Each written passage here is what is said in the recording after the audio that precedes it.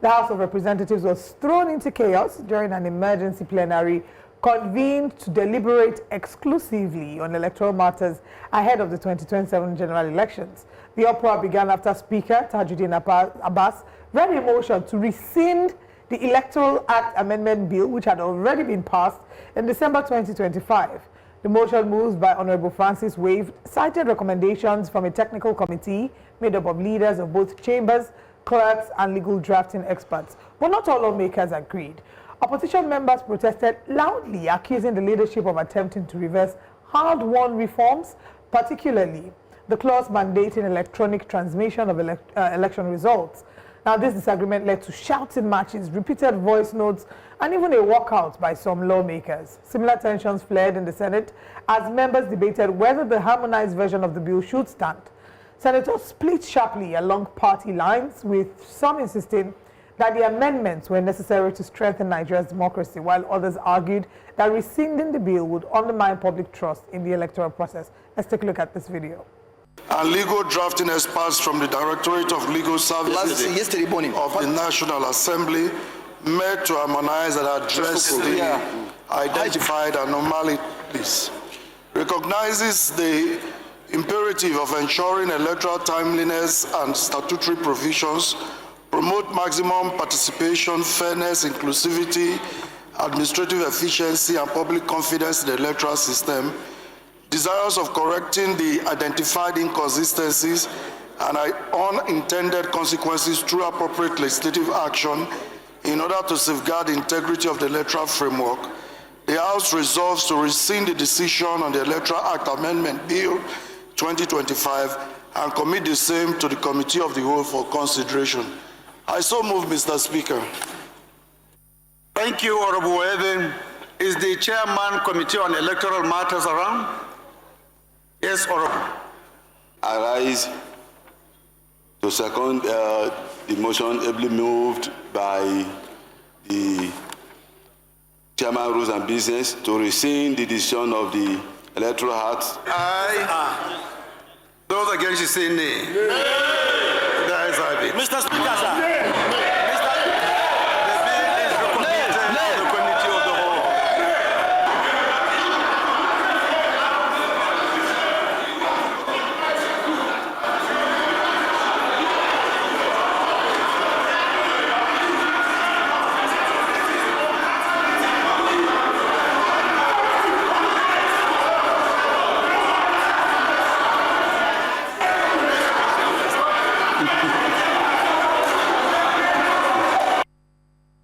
Clause 1 to 10.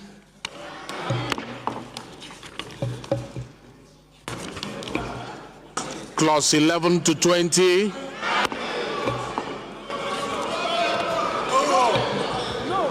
No. Clause 21 to 30. Carry. Point of order. Point of order. Point of order.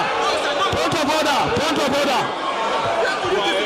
Clause 30 to 40. Point of order. Mr. Chairman, you are not reading. We want to know. Point of order. Point of order, Mr. Chairman. You are not reading. Point of order. Point of order. Yes. Point of order. Point of order. Yes. No. Clause 40 to 50. You're supposed to read it. Line by line.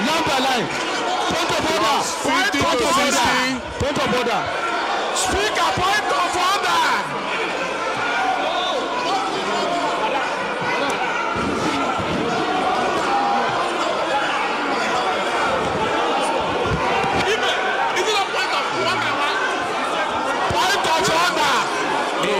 Clause 60, clause 61, point of order, Mr. Chairman. Clause 60.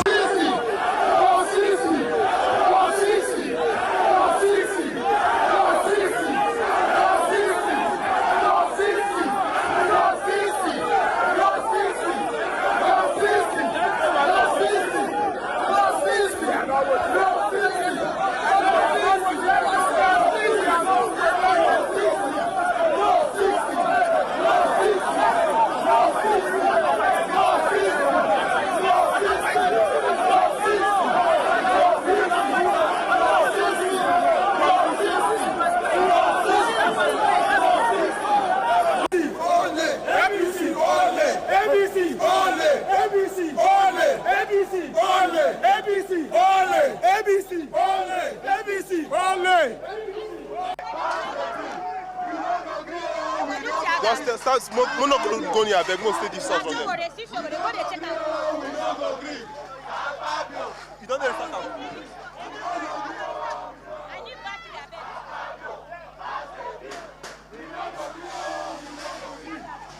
No. Take shot. Take me. No. The record. They are gassing us. The record. They are gassing us. They are gassing us.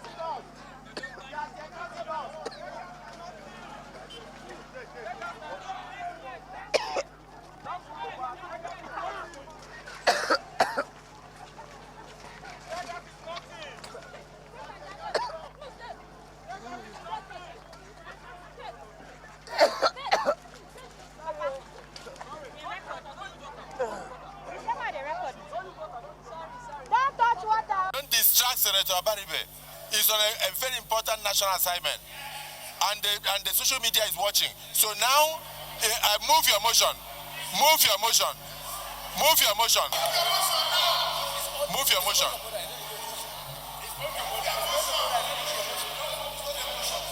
Mr. President, he wants to move a motion for division. If he's not moving a motion for division, then go into Mr. the order, President, and I'll rule. Order 72. 1.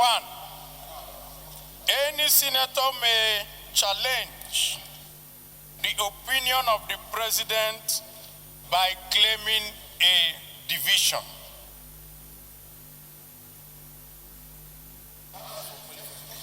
So I'm calling for a division. Thank you. Point of order by Senator Abaribe, calling for a division on the provision of yes. He's calling for a division on the section 63 proviso to remove which gives the proviso. The presiding officer. So if you are in support that the proviso, which enables the presiding officer to proceed to the next center for collation with the hard copy of the sign from EC8A, so that collation can continue. If you are in support that the word proviso remains to enable the presiding officer to do so after imputing all the items, can you rise and raise your hand so that the public can see you? Come and count. It's very clear without ambiguity. And what they have done is to already they're basically preempting us for the fact that they are planning to do exactly the provisos that they have put to that clause. Is that what we should take? No. Fuji House of Commotion is what it has become at the National Assembly. Young Nigerians and civil society members have been protesting against, the current situation of things regarding the Electoral Act Amendment Bill, and basically insisting that the phrase real time be inserted. But now we've seen that there is I wouldn't call it a misunderstanding, a disagreement between, the members, the lawmakers. You will see that there are different caucuses and factions within the assembly. Both houses. Both houses, exactly. One has agreed to one, another one has agreed to another, and they're wondering, okay, are we going to harmonize? Which one are we going ahead with? But we'll head to what Nigerians are saying in a moment. And just to mention that we also would like to hear what you're saying. So go on YouTube and type a comment in the chat box. News Central TV Live is where we're streaming live. Do you have anything you'd like to say, or do we go to... I mean, this is our only wake-up conversation for today, and it's very important that we dissect it carefully. I'm just going to say this. I think we should track back to the House of Rep. In December 2025, they had passed, there was no problem. No problem. There was peace in the land. You had passed the mandatory transmission electronically of results. And all of a sudden, February, here you are. You come back and you rescind, and then all of a sudden you start having that conversation again. What shocks me the most? Yesterday was shocking. You had the Speaker of the House. I mean, we just saw that video. They made a statement, all in agreement, and so on and so on. And the nays were more. They were louder. Louder. But you hit the gun and said the eyes have it. This is not election. No. This is like home video playing before the eyes of every single Nigerian. And not just that, it seems like there was too much heat in the kitchen. And the speaker couldn't handle it. So he did what he wanted to. He handed it over to the deputy. Who gave you the right to override the decisions of the majority of what Nigerians want? Because the nays were louder. And then you passed it over to the deputy. Now the deputy came, I must say this. The senator, the deputy speaker of the House of Rep, I have never seen this example before. You were going from page to page. You were counting from 10, 1 to 10, 11 to 20. And your people were shouting, no, stop. They were moving in motion. Stop. Calling for points of order. Calling for point of order. Point of order, point of order. You ignored them. And you kept moving. You kept moving. You got to 60. And the voices increased. You moved to 61. You moved to 62. What is going on? Are we in a democracy, or are we in some form of, is it a charade? What's playing out? Yeah, these are very pertinent questions that are begging for answers. I mean, my concern is that on a matter as important as this, it's open to a voice vote. That's one concern. Because which we need to know who voted for yeah, what. because I need to know. I'm not going to. I don't know the voice of my representative, and if people are shouting in their hundreds, if it's a chorus, I can't pick his voice out. So I need to know how he voted. Well, how will I know if his voice was part of the yay or the nays? That's number one. Number two, the senators of the Federal Republic of Nigeria, there are 109 of them. Only 70 of them showed up to such one of the most important pieces of legislation they will ever pass. Where were the others? In this 10th assembly. On assignment, maybe they traveled, they went for summer. Oh, sorry. They're not back from Christmas. They went for winter, or maybe they went for Winter Olympics in Rome to support the 2 Nigerians that are participating there. Things like that. Look how empty the seats are. How can 70 senators, something this important? 55, 50. Just to mention, now that you highlighted that, Gbenga, that Nigerians, we also have a responsibility. You will take notes. You will find out who your representatives are. If your representatives were around, you find out the people that you represented. See, we need to get to the point where, and I know that this happens in other climes, where people can send messages and emails and petitions and call their representatives to say, no, we don't approve of this. You can do it here, but most of them have other numbers. They hardly pick the numbers that are made public, that are publicly available. So the question is, how do we set up that system where representatives are truly representatives, where they understand that it's not about doing campaign during election and winning, but that you are answerable to the people that elected you. You need to let the people understand that their lives matter in politics. They need to be invested. Ordinary Nigerians need to be invested in day-to-day politics. Because the only kind not invested a year before general elections and not just voting. And like even I at always voting, say, what they're it's thinking beyond about, voting. I think that there's so much emphasis on presidents, governor, that they don't even realize the very even the governors these days are getting a free pass. That the lawmakers everybody's on the president's throat. Yeah, so like lawmakers are a very, very key part of policies that will be passed that will shape the quality of life that you live.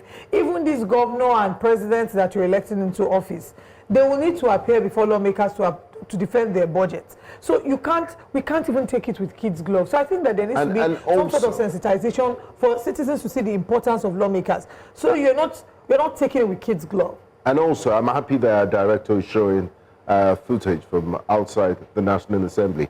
Look, Nigerians have a right to protest. The National Assembly, the members there are people's representatives. If you can set up a cordon and tell them don't move past this area, it's fine. You're doing your policing duties. But the use of tear gas is... Not just any tear gas. I mean... It was rumored, not rumored, it was mentioned yesterday, even our reporter had confirmed that it's not an ordinary tear gas. It was a different type of gas. And this one was so different that when the canisters were shot, once the substance touches your skin, it burns immediately and it chokes you immediately. Of course, you know what tear gas does, but they said this one was quite different. I mean, we're talking to protesters who have been protesting. You have journalists there, you have members of civil society. They're not constituting any danger to public order, and then the Nigerian police, I really don't understand their mode of operation or why they had to deploy riot dispersal tools against peaceful protesters. There's a lot going on. Let's go back to the Senate, this time the Senate. The Senate President, Senator Godswill Akpabio, decided to apply the vote style. And one thing he did was he didn't want to use the voice vote anymore. So he said, okay, all those who support the mandatory who do not support the mandatory should stand up and raise their hands up. Since social media has called for, the voice vote is not working, and 55% stood up and raised their hands up. And he needs to stop making reference to social media. Nigerians. And then he said, okay, put your hands down. Then 15 persons were the ones who stood up and then raised their hands. Not really raised their hands. They argued that, no, you can't go that way. And good enough, social media has also, let's use the social media, has also gone ahead to mention the names of the persons. You have Senator Inaya Baribe, ADC. You have Abdul Ningi. You also have Aminu Tumbawal, Ireti Kingigbe, Siraki Dixon, Onawa Gwashi, Tony Nwoye, Victor Ume, Ibrahim Dakwambo, and also Austin Akubundu, Khalid Mustafa, Sikayo Yaro, Emmanuel Nwachuku, Peter Jia, Natasha Potudonga, 15 of them. And guess what? All 15 of them, none of them is an APC member. They are all opposition party members from the ADC, PDP, so they voted along party lines. ABGA, and not forgetting to, and so on. So this is a fight. One thing Nigerians need to understand is, because we've seen a lot and we've tried to analyze it, maybe as journalists we've looked at it from different points of view. It's a fight of the majority winning. That's what happened yesterday. It's not a case of the minorities are the ones we've mentioned now. Now we're focused on the Senate. So in the Senate, it's a case of the majority. Majority won yesterday. And the majority is what you saw in the numbers, 55, minority is 15. How do you go out of that? How do you push that out? How do you ensure that you can still navigate your way and say, no, we still want mandatory? The mandatory could have been possible if the part of the majority joined with the minority and said, listen, we agree with these guys. In as much as we're card-carrying members, in the overriding interest of Nigerians. Exactly, it would be because, and so we're starting to see a problem where politics is now taking over the whims and caprices of what we see displayed, especially not just from politicians outside of the Senate, but it's starting to sneak into the Senate, whereby, let me state it clearly, that people are now more politically focused than people focus. Because it's one thing to listen to what the people are saying. If INEC had said that they achieved 94%, guys, and to Nigeria, 94% of 2023 election, making sure that all the results were actually shared from each polling unit, there was no glitch. Remember, it's only the presidential election that we had that glitch that came up. INEC certified that. So don't you think we should move further by saying, okay, you know what, if INEC was able to achieve this amount, then that means we can do 100. The next thing that should have been done, every Nigerian would have expected, was that there would have been a sit down with INEC reps. And like someone said, leave the mandatory to INEC. It's not your business. You just pass the law. Let INEC do the job.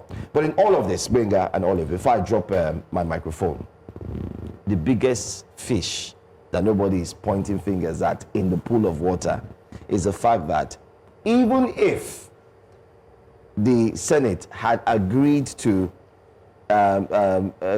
ensuring that electronic voting or transmission of results was mandatory, the president will still have to approve. Okay, you know what? Let's it will still go up. The president will send to the president, and the president will still have to decide sign. To assent or not. If the president now says, I don't want to sign, what does it mean? We will now go back to the Senate again rigmarole, and INEC has nothing less than, maybe we just have 20 or 30 days to go. And even this one they signed. All right, we need to take what Nigerians are saying. I'll start from YouTube, and then I'll head to X. Mokunye Chukwemeka, thanks for your comment. Good morning. He says, at the expense of one man, this is terrible. I wish reasonable Nigerians will arise and fight this head on. Then there's Akpabio mocking Abaribe. That I can imagine him saying with passion. Frank Obute says, Nigeria, let's stick together and fight this legislative daylight coup. Otherwise, we are all in for a long ride to a point of no return. Let's now head to X and explore some of the tweets on X. What Nigerians are saying. Our first tweet, time to choose between light and darkness, between good and bad law, going forward or backward. Longinus Ozoagu says, Mr. Speaker, that man shouting point of order won't take it easy with you when you meet for street. Kilode, with all his shout, you just ignored. Olorunda Paul tweeted, Deputy Speaker, sir, aren't you supposed to read the clauses before hitting the gavel? Jennifer Omosefe Duru. This is not a democratic country anymore. Even the legislature has been hijacked, Abdurrahman says. Next tweet, why APC they fear transparency in the electoral process? MLF asks. Ismail, well, a country of particular concern, quote unquote. Indeed. And then the next tweet, what is our obsession with old ways of doing things?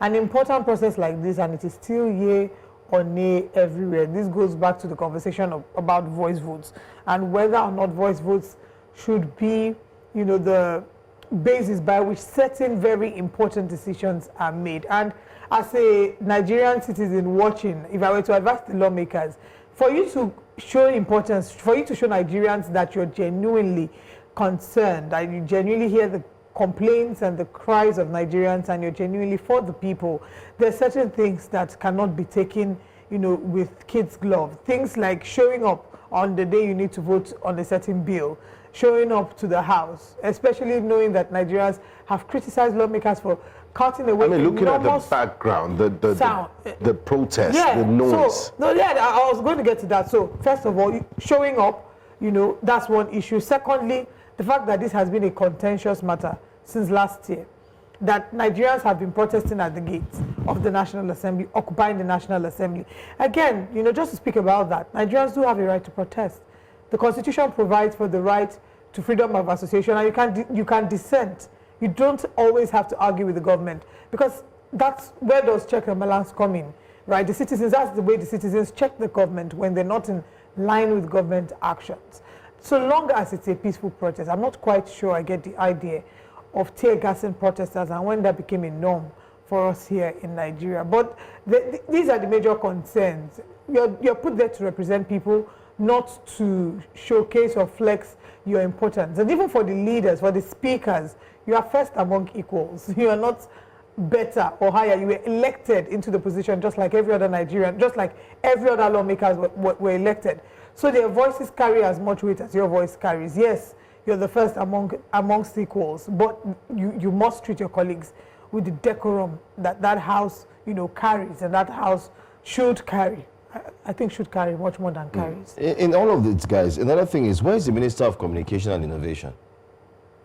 Honorable Bosu Tijani. Well, I don't know. Is this not the time for him to come and explain to the Senate? Did the Senate invite? Maybe he should have explained that there's a possibility, because since I've known him from Yaba days, he's very apt when it comes to how technology can go into the nook and crannies, the rural areas, and so I was expecting that all these fights, the Honorable Minister of Communication would have been invited. The Association of Telecom Operators in Nigeria, because they know where all the base towers are. No, but I don't know if you saw the video that Jega granted, the interview he granted. That's a long, yes, he said it's possible. And he said it's possible that they had done a trial.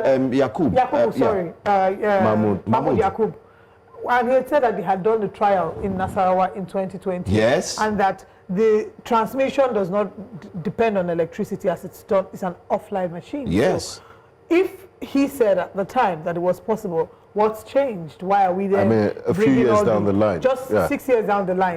when things should have even advanced. And things have advanced. Yeah, so I think they're just making excuses. Nigerians, Lagos, I think it's that time we on our part will send a message to the Honorable Commissioner of Communications and Innovation and Digital Economy. We'll try and reach out to him.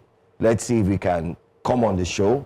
Because one of the challenges you have with some of the honorable ministers, we have to say it here, is when you invite them to come and explain these situations like this, you find them always dodging your invitation. So the Honorable Commissioner, please do well to expect our invitation, and we hope that you will come and explain to us as journalists and also as Nigerians. But they're always happy to speak to foreign media. 100%. They talked about how, and INEC had registered again, 94%, and then during his time as a tech giant, mentioning the possibilities. And then people are also saying, if you have the bandits doing live TikTok videos in the locations, in the bush, and then the communication of, oh, you know what, they use a particular thing, Starlink, you can't trace the Starlink, those stories they are all jargon. Stories that touch the kidney. Let's leave those stories that really touch the kidney and also scatter the toe. Those are stories that Martin Luther King would have screamed from where he was. Let's quickly go on a break, but bring you the top stories this morning, and after that we head straight on into the top stories. But these are the top stories that we'll be discussing this morning on Breakfast Central.